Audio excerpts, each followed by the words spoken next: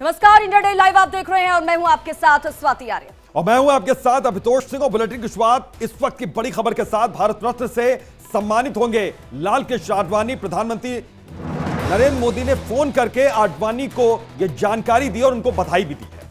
प्रधानमंत्री नरेंद्र मोदी ने फोन पर आडवाणी को बधाई दी इस दौरान, और भारत के विकास में आडवाणी का योगदान ये भी इस दौरान प्रधानमंत्री नरेंद्र मोदी की तरफ से इस बात का जिक्र किया गया। हमारे समय में सबसे सम्मानित नेताओं में से वो एक है।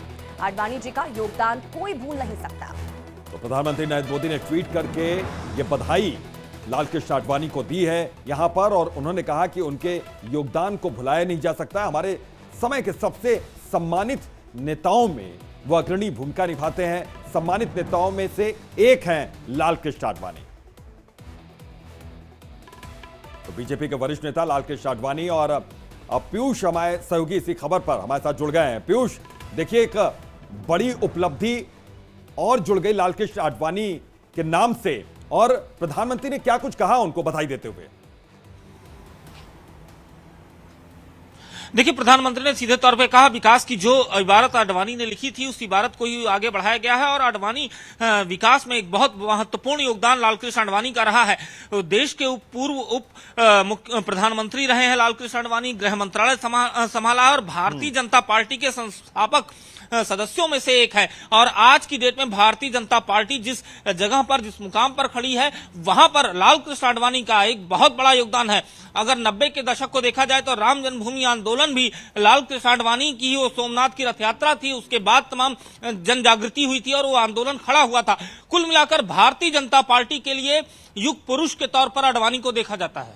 बिल्कुल बिल्कुल पीयूष, और न सिर्फ विकास के लिए जो योगदान उनका रहा, बल्कि प्रधानमंत्री नरेंद्र मोदी ने इस बात का भी जिक्र किया कि किस तरह से जमीनी स्तर से उन्होंने काम शुरू किया और वो देश के उप प्रधानमंत्री पद तक पहुंचे।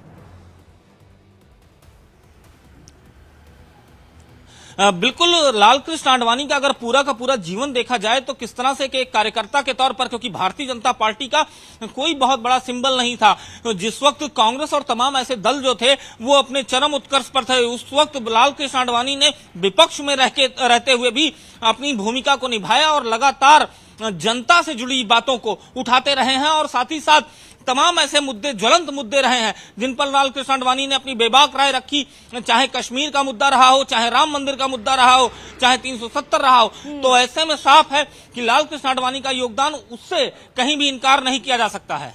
बिल्कुल, यह साफ तौर पर इनकार नहीं किया जा सकता है कि किस तरीके से उनकी उपलब्धियां गिनवाई जा रही हैं। प्रधानमंत्री की ओर से उनको बधाई लगातार दी जा रही है यहाँ पर पीयूष। और जिस तरीके से लाल कृष्ण आडवाणी का पूरा सियासी सफर अगर हम देखें तो राजनीतिक दृष्टि से बहुत ज्यादा सफल उनका यह सियासी सफर रहा है। उसको किस तरीके से अब देख रहे हैं, तो यह माना जाए कि एक सम्मान के तौर पर उनके नाम अब भारत रत्न किया जा रहा है, सम्मानित किया जा रहा है उनको। देखिए, बिल्कुल लाल कृष्ण आडवाणी, अटल बिहारी वाजपेयी दोनों का राजनीतिक कैरियर जो है वो एकदम साफ और सिमिलर रहा है। और जिस तरह से लाल कृष्ण आडवाणी, चूंकि अटल बिहारी वाजपेयी सबको साथ लेकर चलने वाली छवि थी, और तो वहीं पर लाल कृष्ण आडवाणी की एक फायर ब्रांड नेता की छवि थी। वो बेबाकी से अपनी राय रखते थे, हर मुद्दों पर उनकी राय बहुत स्पष्ट होती थी, और यही एक वजह थी कि लाल कृष्ण आडवाणी की लोकप्रियता पूरे देश में एक अलग स्तर पर थी। और यही लोकप्रियता जो है उसी को प्रधानमंत्री नरेंद्र मोदी ने अपने शब्दों में रखा है। ठीक है पीयूष, बहुत बहुत शुक्रिया इन तमाम जानकारी के लिए और हमारे साथ जुड़ने के लिए।